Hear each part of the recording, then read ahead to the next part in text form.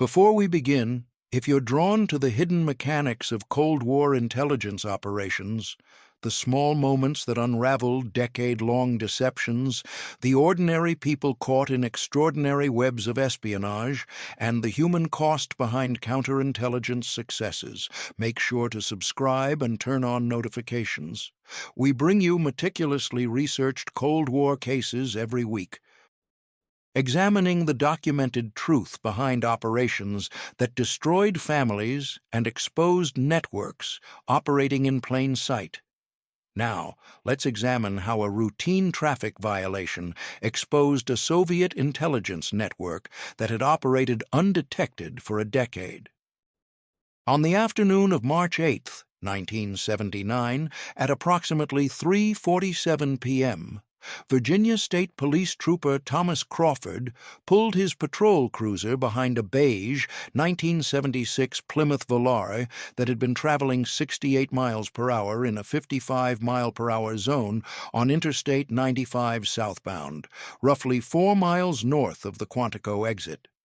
The weather that day was unseasonably warm for early March, with temperatures reaching 64 degrees and clear skies that provided excellent visibility.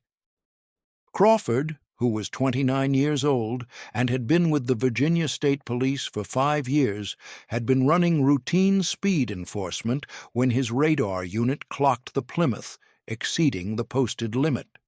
This was, by any measure, an unremarkable traffic stop, one of approximately 300 similar encounters Crawford had conducted over the previous 12 months. The driver would be issued a citation, perhaps offered a warning, and both parties would continue on their way. The entire interaction would take no more than 15 minutes. Nothing in the initial moments suggested that this particular encounter would lead to a multi-year FBI counterintelligence investigation, the exposure of a Soviet intelligence network operating along the eastern seaboard, and the destruction of 2 families who had believed themselves safely hidden behind carefully constructed false identities. The driver presented identification showing his name as Richard Bennett, age 38. With an address in Arlington, Virginia. He was approximately 5 feet 10 inches tall, with brown hair, brown eyes, and no distinguishing marks. He wore business-casual clothing, a light blue button-down shirt, dark slacks, and brown leather shoes. In the passenger seat sat a woman who Bennett identified as his wife, Catherine Bennett, age 36. In the back seat were 2 children, a boy who appeared to be approximately 9 or 10 years old, and a girl who looked to be 6 or 7. Crawford approached the driver's side window, explained the reason for the stop, and requested Bennett's driver's license, vehicle registration, and proof of insurance. Bennett complied, producing a Virginia driver's license, registration documents, and an insurance card from a national carrier. All documents appeared legitimate. What happened next was subtle enough that Crawford almost missed it. As he examined the documents, he glanced into the vehicle's interior. The back seat contained luggage, 2 suitcases and several bags, suggesting the family was returning from a trip. On the passenger floor sat a road atlas. None of this was unusual. What caught Crawford's attention was a detail that seemed inconsistent with everything else. Resting on the center console between the 2 front seats was a paperback book printed in Cyrillic script, Russian text. The title was not visible from his angle, but the distinctive alphabet was unmistakable. Next to the book sat a pack of cigarettes with foreign writing, again what looked like Russian text. Crawford's first thought was innocent curiosity rather than suspicion.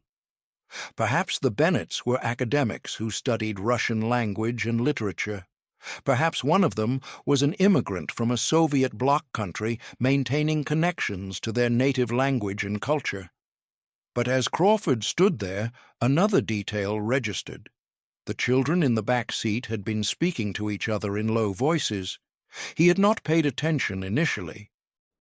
But now he heard them speaking again. They were not speaking English.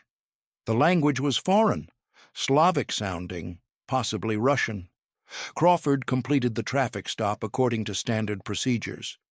He ran the license through the state's computer system, no outstanding warrants or violations. He prepared a citation for speeding, returned to the Plymouth, issued the citation, explained Bennett's options for paying the fine or contesting it in court, and sent the family on their way. The entire interaction lasted approximately 12 minutes. As the Plymouth merged back into traffic, Crawford returned to his patrol vehicle and resumed his enforcement duties. Over the remainder of his shift, which ended at 11 p.m., he conducted 8 additional traffic stops and responded to 2 minor accidents, but the Russian book, the Russian cigarettes, and the children speaking what sounded like Russian stayed in his mind. When his shift ended, Crawford drove home to the apartment he shared with his wife, Patricia, age 27, who worked as a dental hygienist in Stafford, Virginia. Patricia had already gone to bed. Crawford ate a late dinner, watched television for approximately 30 minutes, then went to bed himself. The following morning, March 9, 1979, Crawford reported for his regular shift at 7 a.m. During the morning briefing, he mentioned the previous day's traffic stop to his shift supervisor, Sergeant Dale Thompson, age 44, a 20-year veteran of the Virginia State Police. Crawford described the stop as probably nothing but noted the Russian materials and the foreign language the children were speaking. Thompson asked whether Crawford had observed any other unusual behavior. Crawford replied that Bennett had seemed nervous, but that most drivers seemed nervous during traffic stops. There had been no indication of criminal activity, no contraband visible, no suspicious movements. The family had simply been exceeding the speed limit. The only unusual elements were the Russian materials and the language. Thompson considered this, then asked Crawford to write a supplemental report documenting these observations. He explained that, given the proximity to Quantico Marine Corps Base and the FBI Academy, it was appropriate to document anything even slightly unusual involving foreign materials or foreign languages. Crawford completed the supplemental report during his shift that day. The report was 3 paragraphs long, describing the traffic stop, the citation issued, and the Russian language materials observed. Following standard protocols for incidents near federal facilities, a copy was forwarded to the FBI's Washington Field Office on March 12, 1979. At the FBI's Washington Field Office, located at 1900 Half Street SW in Washington, D.C., Crawford's supplemental report arrived on the desk of Special Agent James Mitchell on March 14, 1979. Mitchell, who was 41 years old and had been with the FBI for 16 years, had worked Soviet counterintelligence cases for the previous 8 years. He received numerous referrals from local law enforcement each month. The vast majority proved to be innocent: foreign nationals living legally in the United States, academics studying foreign languages, immigrants maintaining cultural connections. Mitchell read Crawford's report with initial skepticism. A family traveling with Russian reading materials was not particularly noteworthy. However, 2 details caught his attention. First, the driver's license showed an Arlington address, placing the family near numerous government agencies, defense contractors, and military facilities. Second, the children had been speaking what sounded like Russian as their conversational language, not English. This was unusual for a family named Bennett living in Arlington, Virginia. Mitchell decided the referral warranted minimal follow-up. He submitted a request to the FBI's Records Division to search for existing files on Richard J. Bennett or Catherine Bennett, and requested that analysts review visa and immigration records.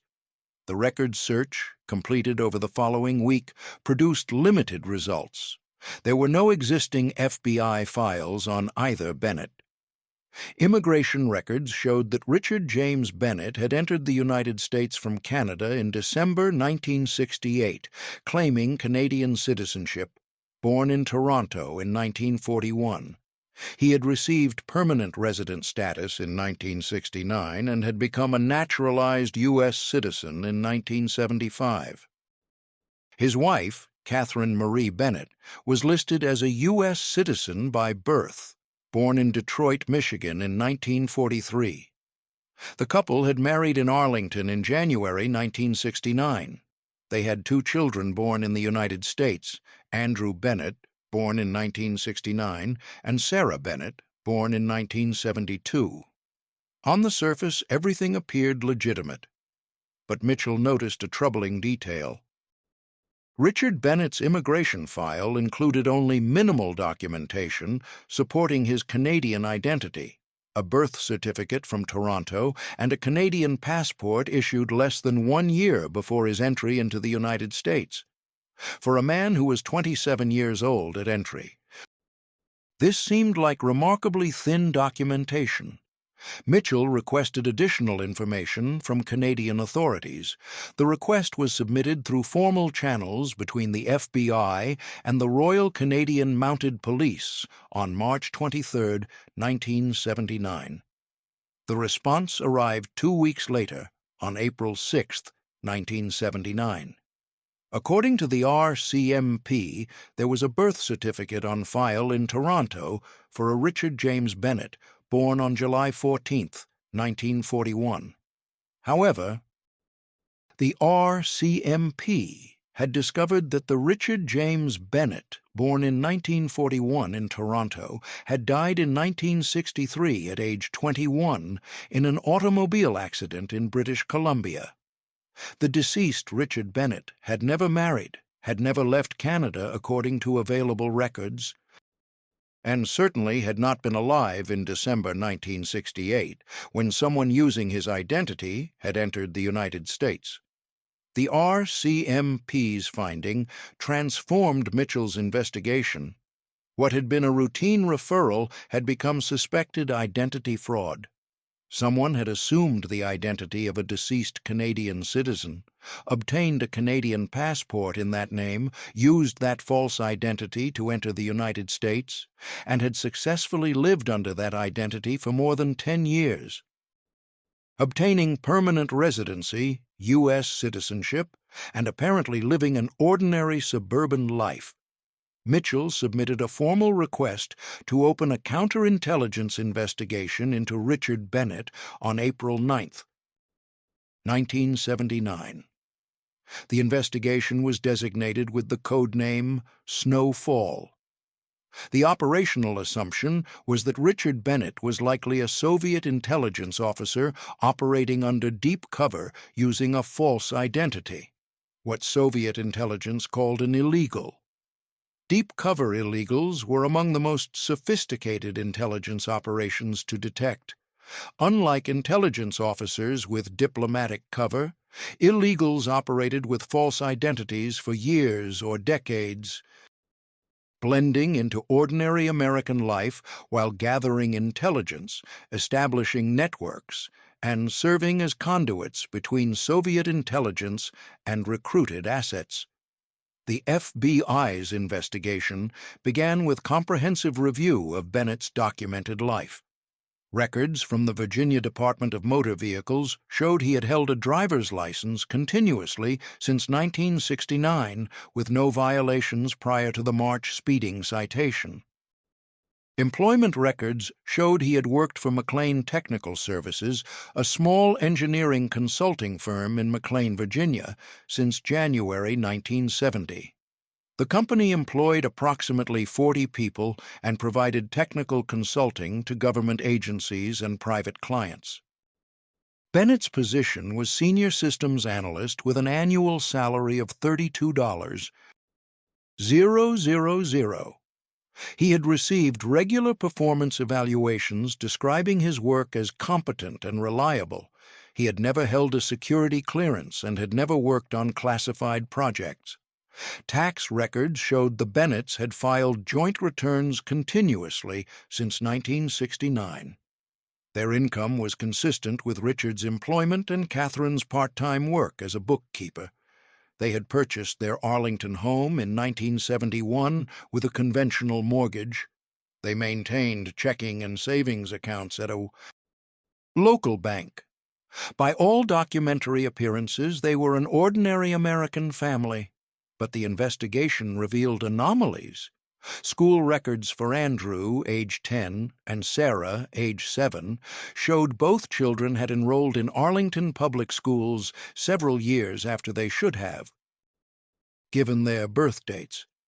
Andrew had not entered school until 1976 as a first-grade student at age 7. Sarah had not entered until 1978 as a first-grader at age 6. Teachers and administrators noted that both children had initially struggled with English, speaking with accents that gradually faded.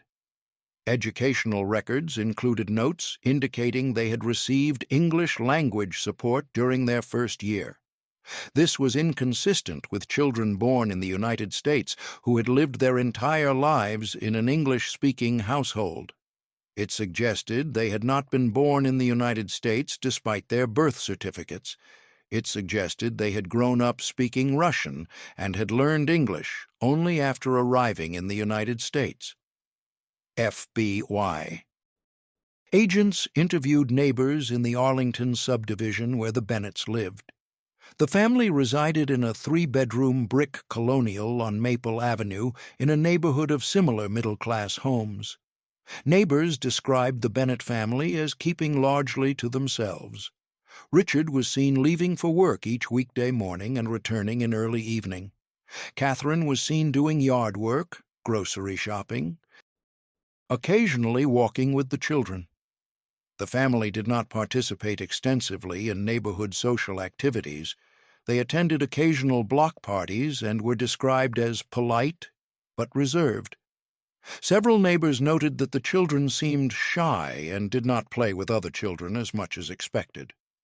One neighbor, Margaret Simmons, age 54, recalled being invited into the Bennett home briefly 2 years earlier to drop off misdelivered mail. She had noticed framed photographs showing what appeared to be family members. What struck her as odd were the backgrounds in the photographs.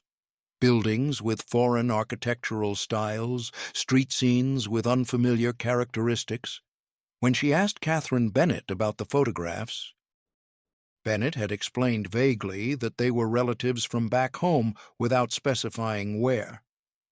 The FBI's surveillance of Richard Bennett began on April 16, 1979. Rotating teams documented his movements, contacts, and activities on a daily basis from early morning until late evening. For 3 weeks, surveillance produced nothing unusual. Bennett's routine was remarkably consistent. He left home each weekday between 7:15 and 7:30 a.m., drove to McLean Technical Services, arrived between 8 and 8:15 a.m., remained throughout the day, and left between 5 and 5:30 p.m. He drove directly home, arriving between 5:45 and 6:15 p.m., depending on traffic. Several times per week, he stopped at stores on his way home. On weekends, he worked in his yard, washed his car, attended family activities. He met with no known Soviet intelligence officers, visited no identified dead drop sites, engaged in no counter-surveillance behavior. Then, on May 12, 1979, at approximately 11:47 a.m. on a Saturday, Richard Bennett left his home and drove north on Interstate 95. FBI surveillance vehicles followed at distances of several hundred yards. Bennett drove for approximately 45 minutes, exiting near Fredericksburg, Virginia. He drove through downtown and continued into a residential neighborhood on the city's western side. He drove slowly through the neighborhood for approximately 10 minutes, making several turns, appearing to study streets and houses. Then he parked on a residential street called Oakwood Drive. Bennett walked along the sidewalk for approximately 1 block, then stopped in front of a house with dark red brick and white trim. The house number was 1847. He stood on the sidewalk for approximately 2 minutes, then walked up the driveway and approached the front door. FBI agents, watching from positions approximately 100 yards away, documented his actions with telephoto cameras. Bennett rang the doorbell. After approximately 30 seconds, the door was opened by a woman who appeared to be in her mid to late 60s.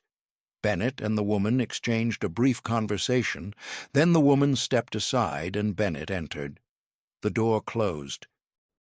A rapid records check revealed that the house was owned by Evelyn Peterson, age 68, a widow whose husband had died in 1975.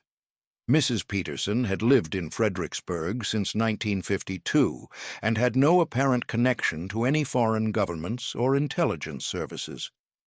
She was retired, having worked for 30 years as a secretary for a local insurance agency. Bennett remained inside for approximately 1 hour and 20 minutes.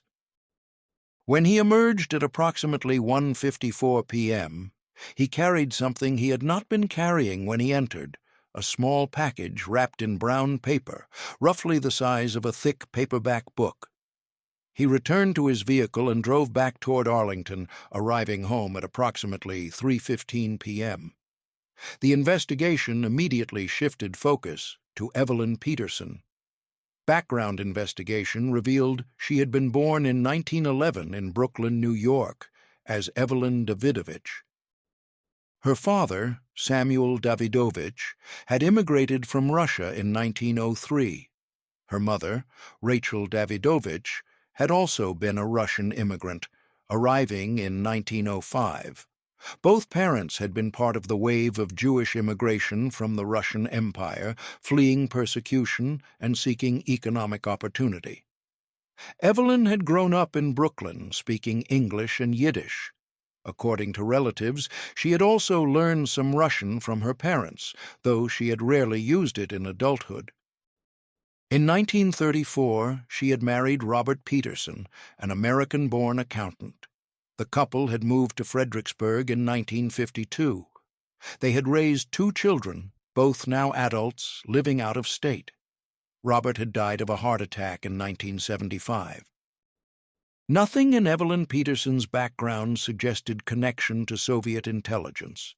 Her father had fled Russia decades before the Bolshevik Revolution. Her family had been middle-class Americans for 2 generations, but the investigation discovered one detail that provided explanation.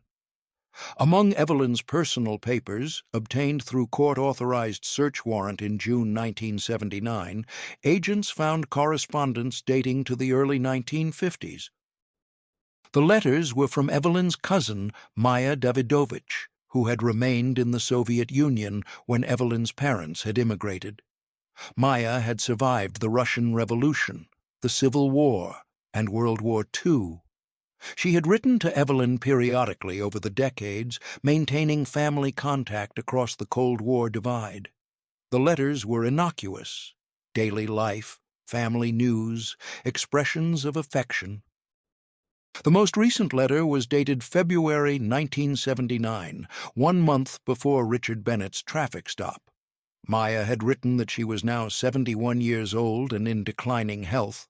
She expressed a wish to see Evelyn one final time. She wrote that travel was difficult, but perhaps letters or photographs could be exchanged more frequently.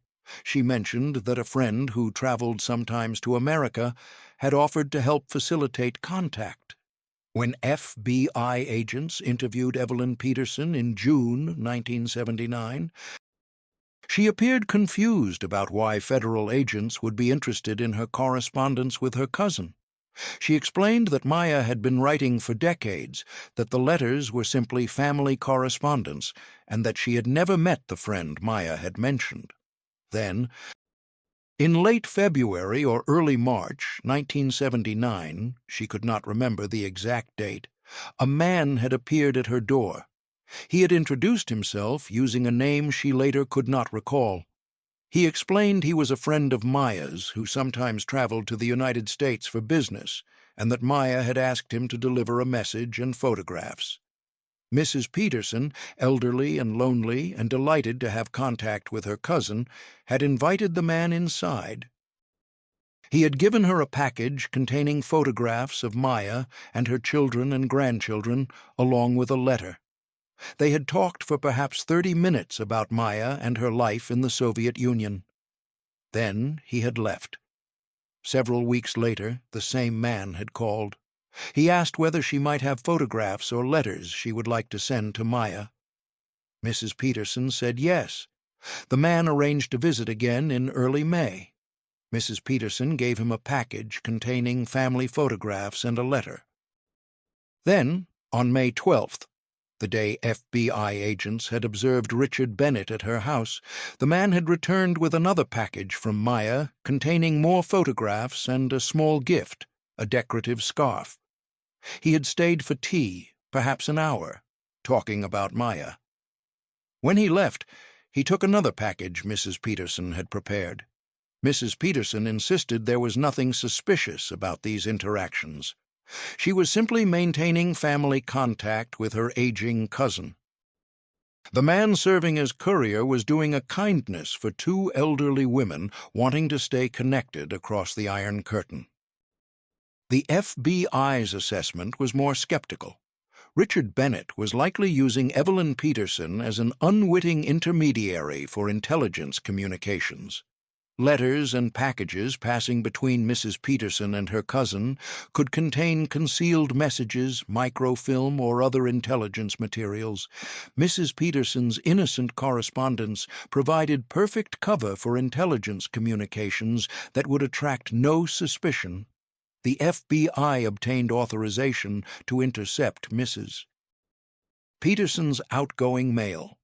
Over following months, several packages addressed to Maya Davidovich in Leningrad were intercepted, opened, examined, resealed, and sent onward. The packages contained exactly what Mrs. Peterson said: photographs, letters describing family news, occasionally small gifts. However, FBI technical analysts examining the materials discovered anomalies. Several photographs, when examined under ultraviolet light, showed faint markings not visible under normal light, dots and lines arranged in patterns suggesting a code. Several letters, when subjected to chemical analysis, showed traces of substances used to create invisible writing. When one package was X-rayed, analysts discovered that one photograph had been altered. A thin layer of paper had been carefully removed from the back. Something had been concealed in the space. Then the layer had been resealed. When Mrs. Peterson was re-interviewed in July 1979 and confronted with these findings, she was horrified. She insisted she had no knowledge of concealed messages or materials.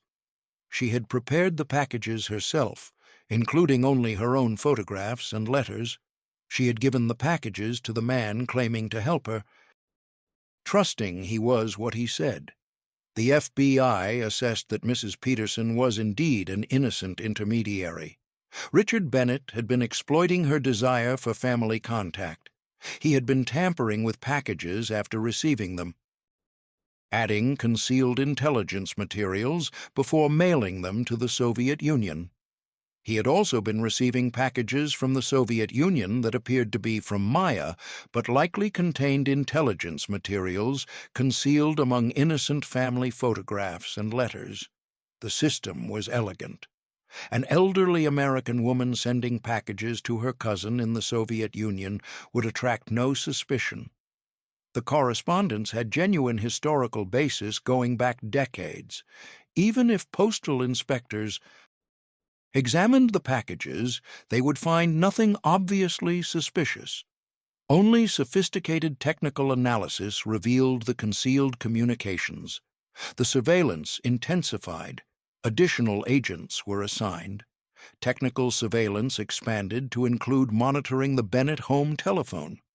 A mail cover was established, recording all incoming and outgoing mail without opening it. Over the following months, from May through October 1979, surveillance revealed a pattern.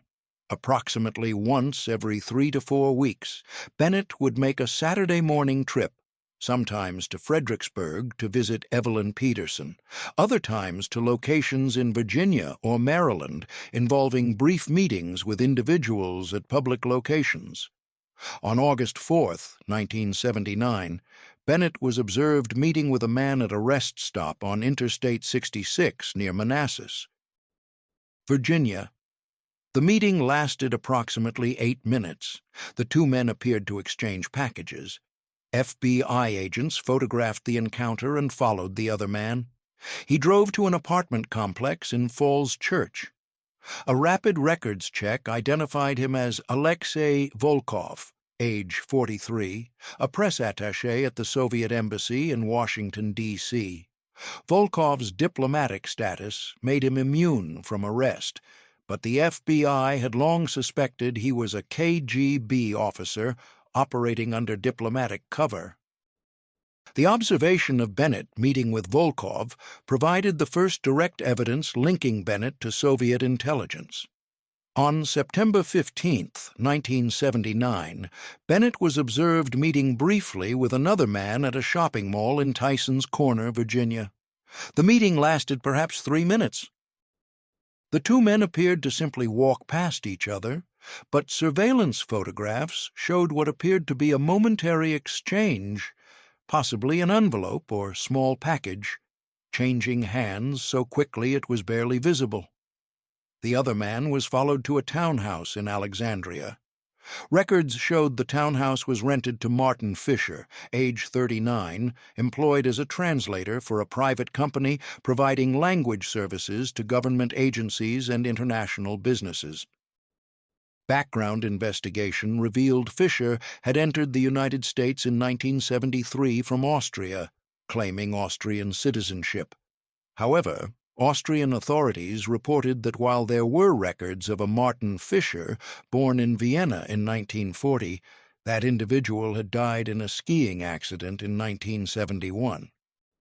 The Martin Fisher living in Alexandria appeared to be another illegal using false identity based on a deceased person's documentation. What had begun with a traffic stop had now uncovered what appeared to be a network of at least 3 Soviet illegals operating in the Washington metropolitan area. The investigation continued into early 1980. McLean Technical Services, where Bennett worked, provided consulting to various clients, including government agencies. While Bennett did not work on classified projects, his position gave him access to information about organizational structures, personnel, and contract requirements. This type of information, seemingly mundane details about how government agencies operated, who held what positions, what types of services they needed, was exactly what Soviet intelligence valued because it helped identify potential recruitment targets and understand how to approach them.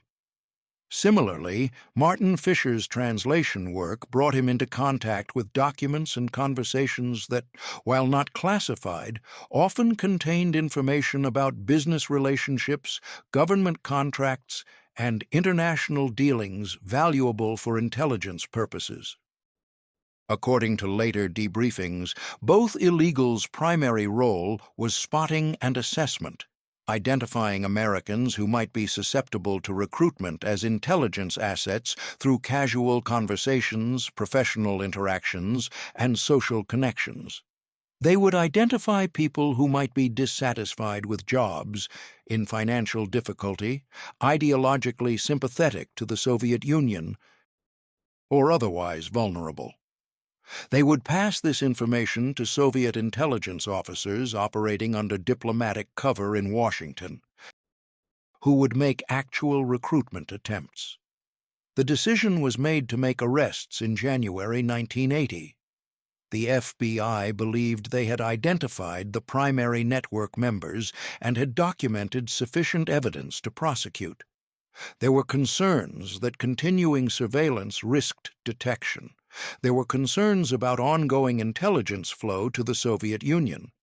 On the morning of January 17, 1980, at approximately 6:30 a.m., FBI agents executed arrest warrants at two locations simultaneously: the Bennett home in Arlington and Fisher's townhouse in Alexandria.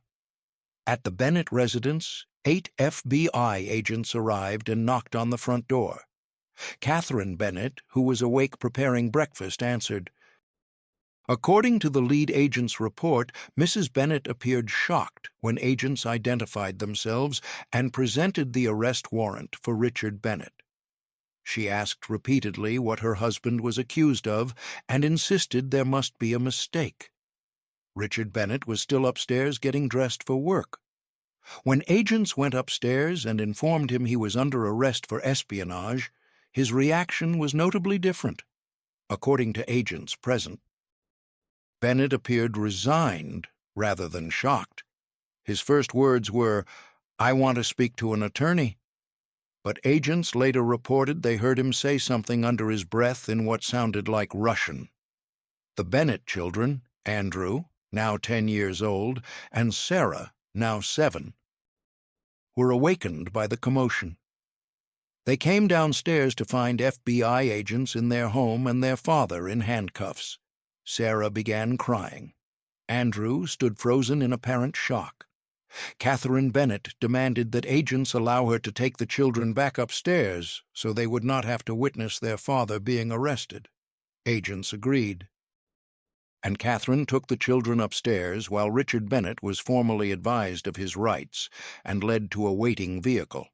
The search of the Bennett home produced significant evidence. In Bennett's home office, agents found multiple documents that appeared to be intelligence reports, typed summaries of information about government agencies, defense contractors, and personnel. They found a camera designed for photographing documents, several rolls of unexposed microfilm, and a code book concealed inside a hollowed-out book.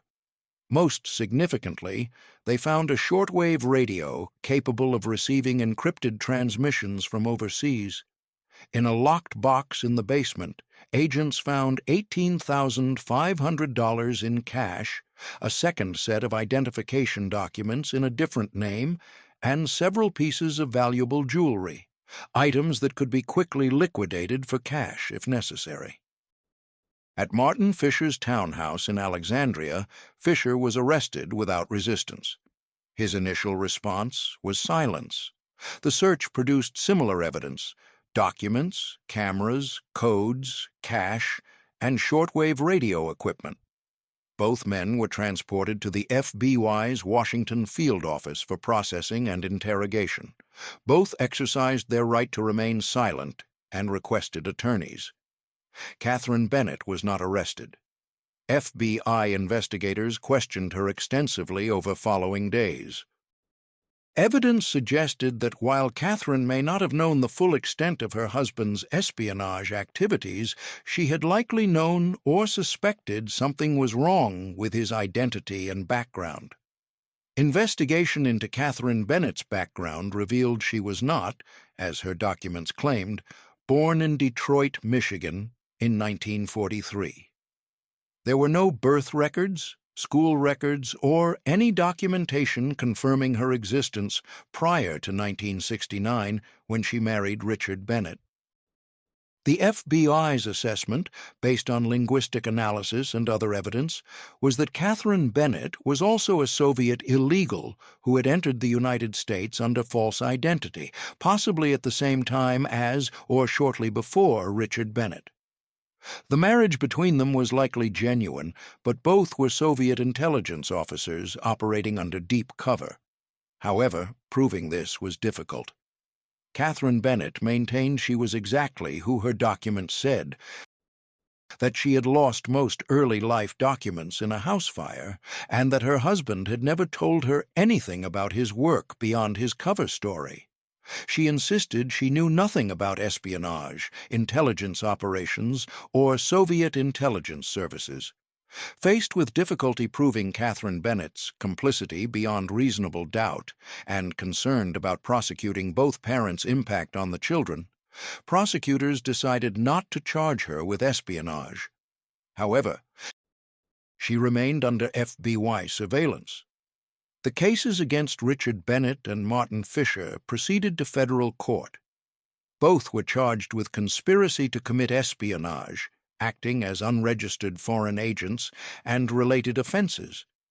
The charges carried potential sentences of life imprisonment.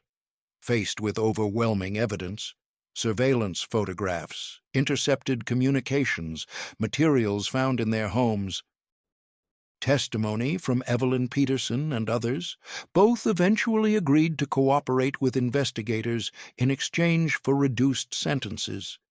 The debriefings, conducted between February and June 1980, revealed the full scope of the operation. The man known as Richard Bennett was actually Yuri Vadimovich Antonov, born in Leningrad in 1938. He had been recruited by Soviet intelligence in the early 1960s and had undergone extensive training for illegal operations. In 1968, at age 30, he had been given the identity of the deceased Canadian Richard Bennett, had traveled to Canada, had obtained a Canadian passport, and had entered the United States.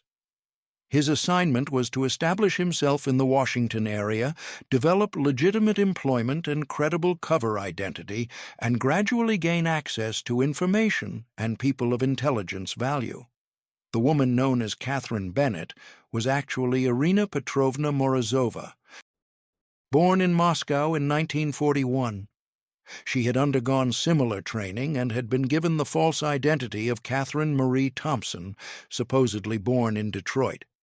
She had entered the United States in 1968, separately from Antonov, and the two had married in early 1969 as part of their cover identities.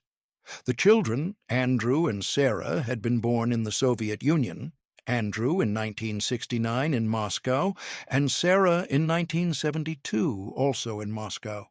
In 1975, when Andrew was 6 and Sarah was 3, the family had traveled to Canada ostensibly for vacation, but had actually entered the United States with falsified documentation claiming the children had been born in Arlington. The children's late school enrollment and initial struggles with English were explained by the fact they had spent their first years in the Soviet Union speaking only Russian before arriving in the United States and beginning to learn English. Martin Fisher was actually Leonid Ivanovich Sokolov, born in Kiev in 1941.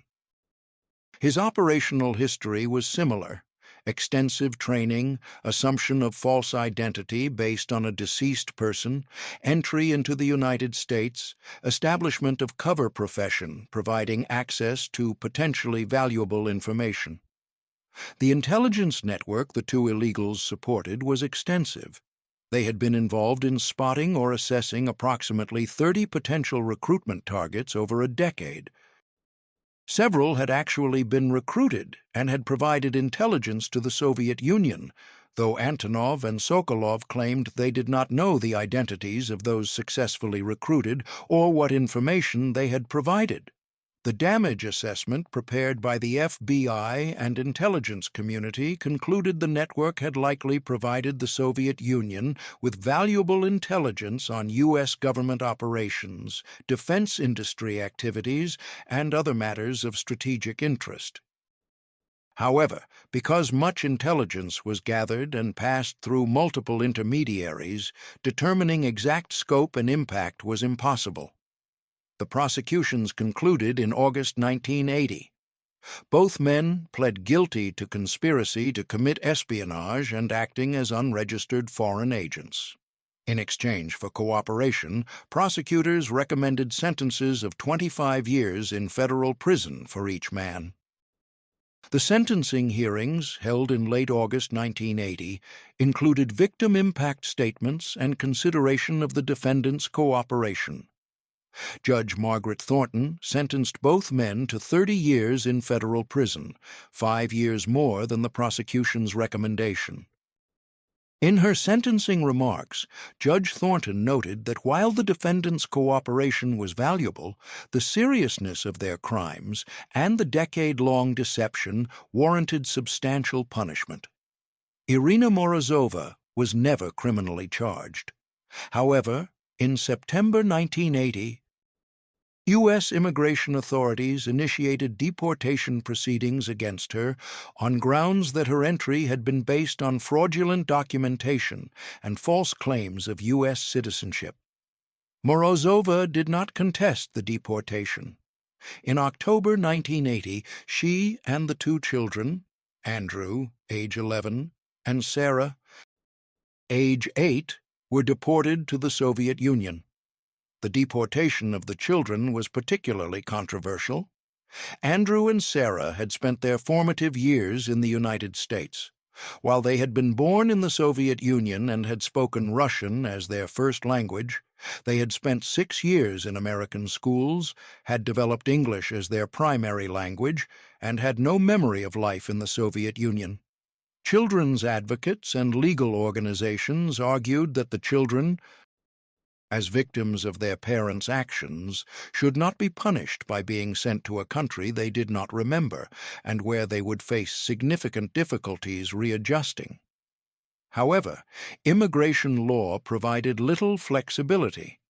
The children's status was based entirely on their mother's status, and since her status had been based on fraud, the children had no legal right to remain. They were Soviet citizens who had entered illegally using false documentation. The fact they were children and that the illegal entry had been their parents' decision did not change their legal status. According to later accounts from Soviet defectors and intelligence analysts, the return to the Soviet Union was fraught with difficulty. While Soviet intelligence took care of its agents and families, the children faced enormous challenges. They returned to a country they did not remember, speaking Russian with American accents, having been thoroughly Americanized. In Soviet schools, they were objects of curiosity and sometimes hostility. Other children called them Americans and treated them as foreigners. Andrew, older and more aware, struggled with anger and confusion. He knew his father was in an American prison. He knew his real name was not Andrew Bennett, but Yuri Antonov. He knew his entire childhood in America had been based on lies. Andrew became increasingly troubled as a teenager, struggling with identity and belonging. He had been Russian, pretending to be American. Now he was Russian again, but felt American. He belonged nowhere. Sarah, younger, adapted somewhat better. She eventually became more fluent in Russian and integrated to some degree into Soviet society. But she, too, carried the burden of fractured identity and a childhood defined by secrets and lies. Irina Morozova reportedly worked in Moscow in a minor administrative position after her return. She lived quietly, receiving a pension from Soviet intelligence but maintaining a low profile. She rarely spoke about her years in America or about her husband imprisoned in the United States. Yuri Antonov and Leonid Sokolov served their sentences in separate federal prisons. Antonov was incarcerated at Federal Correctional Institution in Terre Haute, Indiana. Sokolov was incarcerated at Federal Correctional Institution in Butner, North Carolina. In 1985, after serving 5 years of his sentence, Sokolov died in prison from a heart attack. He was 44 years old. Soviet authorities requested his body be returned for burial, and the U.S. government agreed. Sokolov's family in the Soviet Union, he had a wife and daughter there, received his body and buried him in Moscow. Antonov remained in prison for 23 years. He was released in August 2003 at age 65 under supervision with significant restrictions. Under terms of his release, he was required to immediately leave the United States. He was deported to Russia, where by then the Soviet Union had collapsed and the Cold War had ended. Reports from years after his release indicate Antonov lived in Moscow, receiving a pension from the KGB's successor. He lived alone in a small apartment and rarely gave interviews or spoke publicly about his espionage career. The world he had served no longer existed. The Soviet Union had dissolved in 1991, more than a decade before his release. The ideology he had ostensibly believed in and the system he had served had collapsed. When asked by a Russian journalist in 2005 about his life as an illegal in America, Antonov reportedly said he had believed at the time he was serving his country and contributing to balance of power that prevented war. Looking back, he said, he did not know whether his work had made any difference at all. What he knew with certainty was what his choices had cost his family. He spoke about his children with evident pain. He had last seen Andrew and Sarah in January 1980 when FBI agents had led him from his Arlington home in handcuffs. Andrew had been 10, Sarah had been 7. By the time he was released in 2003, they were 33 and 30, adults with their own lives. He had had minimal contact during his imprisonment, occasional letters, heavily monitored and censored, that conveyed little of substance. After his release and return to Russia, he tried to re-establish relationships with them. Andrew, by then known again as Andrei, and working in Moscow as an engineer, met with his father a few times, but the meetings were strained and difficult. According to accounts from people who knew the family, Andrei carried deep anger toward his father, anger for the lies, for the childhood lived under false identities, for the trauma of the arrest, for the forced deportation to a country he barely knew, for all the years of confusion and pain. Sarah, who had married and had children of her own, had even less contact with her father. She had built a life in Russia and preferred not to revisit painful memories of her American childhood and its abrupt, traumatic end. Yuri Antonov died in 2011 at age 73. His obituary in Russian newspapers was brief, noting his death, but not detailing his career as an intelligence officer or his imprisonment in America. He was buried in Moscow with a small service attended by a few former colleagues from Soviet intelligence and very few family members. For Trooper Thomas Crawford, whose traffic stop in March 1979 had initiated the investigation, the case became a defining moment in his career. He was commended by the FBI for his attention to detail and for filing the supplemental report that brought the Bennett family to the Bureau's attention. The Virginia State Police recognized him with a departmental commendation. Crawford also reflected on the human cost.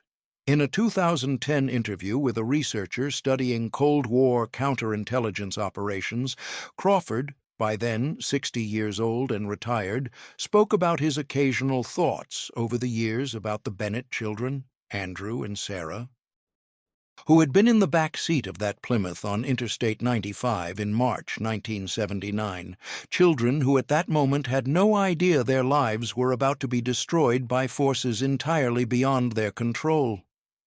"I did my job," Crawford said. "I documented something unusual and I reported it to the appropriate authorities. That's what I was trained to do and what I was supposed to do. And I'm glad the FBI caught Soviet spies who were stealing our secrets and undermining our security. But I also think about those kids sometimes. They didn't choose any of this. They were just children living what they thought was a normal life, and then suddenly they were being torn away from everything they knew and sent back to a country they didn't remember. That bothers me. For Evelyn Peterson, the revelation that she had been manipulated and used as an unwitting courier for Soviet intelligence communications was devastating. According to family members, Mrs. Peterson felt betrayed and ashamed, believing she had been foolish to trust the man who had claimed to be helping her maintain contact with her cousin. She continued living in Fredericksburg, but became increasingly reclusive, rarely leaving her home and cutting off contact with most friends. She died in 1987 at age 76, having spent her last years largely isolated and reportedly still struggling with guilt over her unwitting role. The traffic stop that Thomas Crawford conducted on March 8, 1979, lasted approximately 12 minutes. The investigation it triggered lasted more than a year and involved dozens of FBI agents, thousands of hours of surveillance, extensive legal proceedings, and ultimately resulted in the imprisonment of 2 Soviet illegals and the deportation of a family. The ripple effects continued for decades. The question of responsibility in cases like this is complicated because it involves individuals who were operating within systems that shaped and constrained their choices while still bearing personal accountability for those choices. Yuri Antonov and Leonid Sokolov chose to become intelligence officers. They chose to assume false identities and to live lies for years. They chose to gather intelligence and to support recruitment of Americans to commit espionage against their own country. Those choices were theirs, and they bore responsibility for them. But they made those choices within a Cold War context that normalized espionage, that treated intelligence gathering as essential to national survival, and that trained and deployed thousands of intelligence officers on both sides to conduct exactly these kinds of operations. The Soviet system that recruited them, trained them, and deployed them bore responsibility for creating the conditions that led to their actions. Irina Morozova's situation was even more complex. She too had chosen to become an intelligence officer and to participate in the deception. But evidence suggests she was far less actively involved in intelligence operations than her husband, and that much of her role consisted of maintaining the cover of a normal American family. Whether she had fully understood what she was involving herself and eventually her children in, whether she had been entirely willing or had been pressured by Soviet authorities, whether she had come to regret her choices, these questions remain unanswered and perhaps unanswerable. The children, Andrew and Sarah, bore no responsibility for any of it. They were born into a situation they did not choose and did not understand. They lived lies without knowing they were lies. They were American children who discovered they were not American, who had a father named Richard Bennett, who was actually Yuri Antonov, who lived in Arlington, Virginia, until suddenly they were living in Moscow, who spoke English until they had to relearn Russian. The trauma of this forced reinvention, the confusion of multiple identities, the knowledge that their entire childhood had been built on deception, these burdens were entirely undeserved. The traffic stop remains a reminder of how large systems operate through small, seemingly inconsequential moments. Thomas Crawford pulling over a speeding car, a Russian book on a center console, a trooper paying attention to a detail that could have been easily dismissed, a supplemental report filed as routine procedure, an FBI agent in Washington reading the report and deciding it warranted follow-up investigation.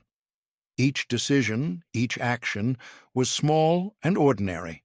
Together they unraveled an intelligence operation that had been a decade in the building. The photograph exists in FBI files, not of the traffic stop itself, but of Yuri Antonov in handcuffs being led from his Arlington home on the morning of January 17, 1980. In the photograph, he looks like an ordinary middle-aged man, slightly heavy-set, with thinning hair. Behind him, visible in the doorway, is a blurred figure that appears to be his wife, Irina, though her features are not clear enough to see her expression. Somewhere in the house, out of frame, are the children. The photograph captures a moment of ending, the end of a carefully constructed identity, the end of an intelligence operation, the end of a family's life together. But photographs, like traffic stops and investigation reports and court records, can only capture surfaces. They cannot show what people were thinking or feeling in those moments. They cannot show the confusion and fear of children who did not understand what was happening. They cannot show the complexity of motivations that led people to make choices that would destroy their lives and the lives of those around them. Yuri Antonov was 41 years old when Trooper Crawford pulled him over on Interstate 95. He was 73 when he died. Having spent 23 years in an American prison and 8 years living in a Russia he barely recognized after the Soviet collapse. In between, he lost everything: his family, his freedom, his identity, his purpose. Andrei Antonov was 10 years old when his father was arrested. As of this writing, he would be in his 50s, living somewhere in Russia, carrying the weight of a childhood that was a lie and an adulthood built on the ruins of that lie. Ekaterina Antonova was 7 when her world ended on a January morning in Arlington, Virginia.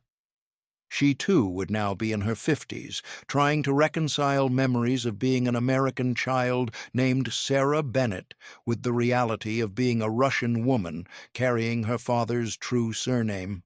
The traffic stop that Thomas Crawford conducted on March 8, 1979, lasted 12 minutes. The consequences have lasted lifetimes. And they continue still in the memories and scars of people who made choices and people who had no choice, in the questions that have no satisfying answers, in the recognition that espionage and counterintelligence operations, for all their strategic importance and their necessity in a dangerous world, inevitably involve human beings making impossible decisions and bearing unbearable costs.